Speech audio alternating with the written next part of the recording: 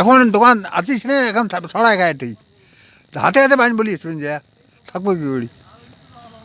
এখন বাধ্য হ্যাঁ বাড়ি যাবো, বাড়ি তো তলে গেছি, দোকানে থাকতে পারি না, বাড়িও তলে গেছি।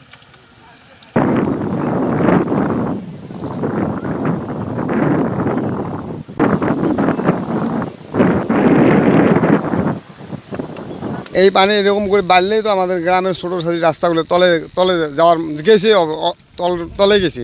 এখন মনে করেন আমাদের তো লৌকে টৌকে নাই, এগুলো নিয়ে উপরে আসবো, তার কোনো বুদ্ধি নেই। এরকম পানি 2-4 দিন দিলে আরও সমস্যা হবে। বাড়ির বন্যা মানে পানি উঠছে, বাড়ি ঘরত গরু থোয়ার জায়গা নাই, এই জন্য গরু ধরি যাবাইছি বড় বাড়ির হাট। বড় বাড়ির হাটত যা গরু বেচামো।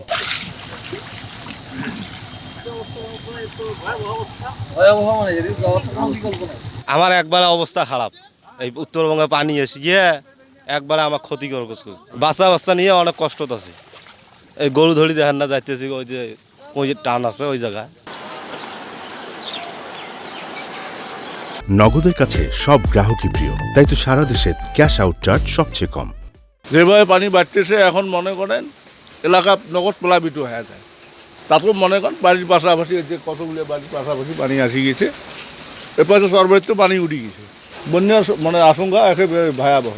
ভীষণ বাড়া হয়েছে, ভীষণ বাড়ির পানি উঠতে পায়, এই ভীষণ টিষণগুলো ডুবে যাবে। এই ছাগল গরু নিয়ে কষ্ট হবে, অভাব, এই সময় মানুষের কামাই গরু নাই।